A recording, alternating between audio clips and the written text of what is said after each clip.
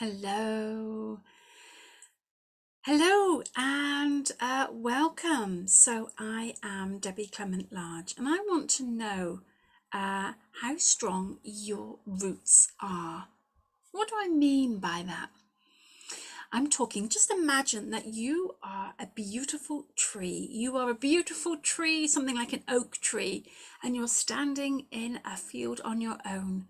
And you have a lovely trunk and branches and leaves, and you imagine tending those branches and leaves because that's what people see, and you want people to see how beautiful they are and how polished the leaves are, and how elegant and lovely you look in this landscape. But if you do that to the detriment of strengthening your roots, what happens when a storm comes along?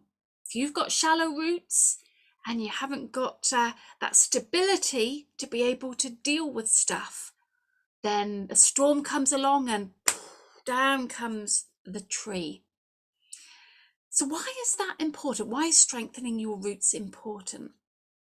Well, we can be a little bit like that ourselves. We can think about the outer effects that we want to have, the affluence we want to have, the things, the phones, the right car, all those things that we, materialistic things that we might want to have. And there's nothing wrong with having those. But if we just focus our attention on getting so that we look good to the outside world, we can do that to the detriment of forgetting about strengthening our inner resources. And why is that important? Well, there has been many occasions in my life where I have supported other people through mental health struggles, with either depression.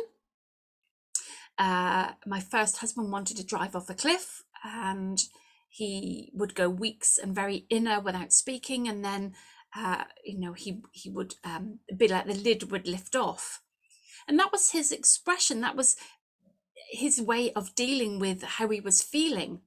And all I can say is how I was feeling in that position is that when you're supporting somebody, it can be really challenging. Now, the other person, when they're having depression, they can get doctors' referrals, they can go to see specialists, they can get some help, and that's great. And even then, at times, that can be difficult for somebody to get help because there might be limited supply or finding the right person to work with. But it's really good that there is help around for people in that position. But what I have found is that there isn't help for the person that is supporting them. And I've not only had my first husband, but other family members. So with friends, wider family, with people that are around me, there has been suicide, attempted suicide, there's been anxiety, been drinking.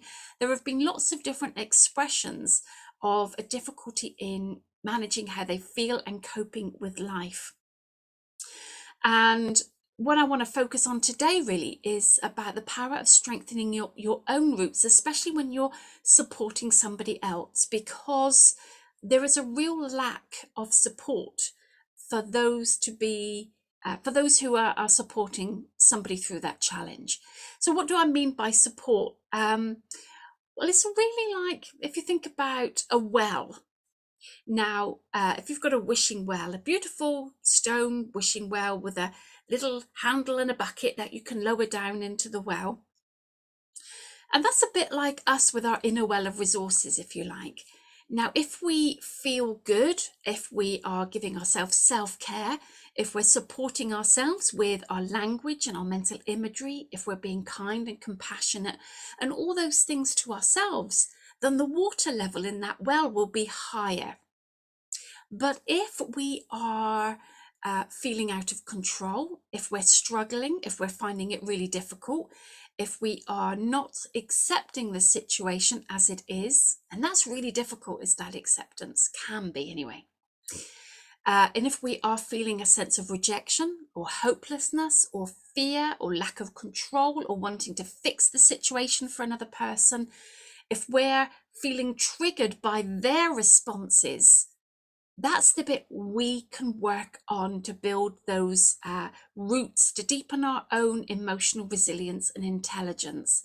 And that has been a wonderful gift that I've learned to use in terms of helping and supporting those around.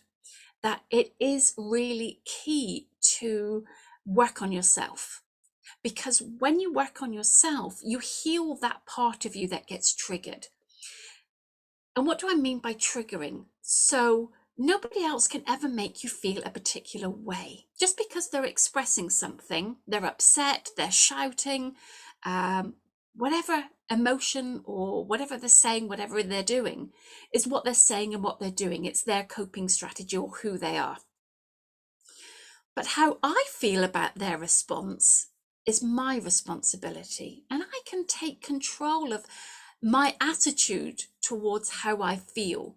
So if I am feeling a response to them like anger or resentment or rejection, a sense of loss, fear, hopelessness, there are lots of different ways we can feel that. And I know because I've experienced some of that. We can acknowledge and understand that trigger, and we can look to heal it, because if we get stuck in there and we aren't have that emotional intelligence and know how to deal with it, we can fire that back at them. And remember, even if we don't say it, our body language, just our behavior, the energy that we give off, they will pick up that that's the way we're feeling. And that will bring them spiraling down, potentially even further. They'll feel guilt or blame, and that can escalate it even more. But when you look and heal your own part and understand that I can take responsibility for how I feel, and when I start working on that and healing it, then I don't mirror that back. And what I can do is, in my mind, hold the other person in a safe place in my consciousness. I can hold them in a place of love. I can know their wholeness and completeness, which is not what they're expressing. What they're expressing is not knowing how to cope for whatever reason. But really, that isn't their truth. Their truth is that they are whole and complete, that they are a loving presence. They're a beautiful presence. And when I get to the place where I can see that and hold them in that safe space and hold them in a loving place, I actually give them the space to be able to express and to change and to understand who and what they are. And actually that can create some wonderful, powerful space for them to be able to change and to grow. So strengthening your roots is super important. If you want to find out how to strengthen your roots, you can check that out at whyfollowtheherd.com, because I have some online tools, but I am starting, there's going to be a group called You2. And actually You2 is really important because it's not forgetting yourself. And actually when you put your own self-care first, which feels really hard when you're wanting to support somebody else, but when you can put that self-care first, you have the inner resources, that strong root system, if you like, within you to be able to support another person. But when you are running on empty, we've got nothing to give. So it's important to support and work on yourself, to heal those triggers that come up, to not push out blame to the other, because they're just doing the best that they can with what they know at that point. And we can feel compassion and love for them and to support them in a different way in our own consciousness. So please check out, I'm going to put the details in the description below, but just let me know whether or not being part of that group would be really important to you. And it's by invitation only, because it's got to be the right resource, the right thing for you. So actually the invitation only means that we have a chat first to see whether or not this is something that will really be of benefit to you, because I want to get, it's a positive approach to supporting each other. It's not about having a moan fest, and it's not about how we can help get the right emotional and mental health support for them, because that's not what it's about. It's about helping and supporting yourself with emotional resilience. And you can do it. Actually, Remember, you are always your number one priority. And that's hard sometimes to believe that we can put ourselves first. But when we do, we have so much more to give another. So please check out the details below. And if this has been useful to you in thinking about strengthening your own roots, please like, please share or subscribe, because we are all in this boat together, and there might be people you know who can really help and benefit from this. And I hope to be part of your journey in strengthening your resilience and being your fullest potential self. I know that you've got this. I'll see you soon.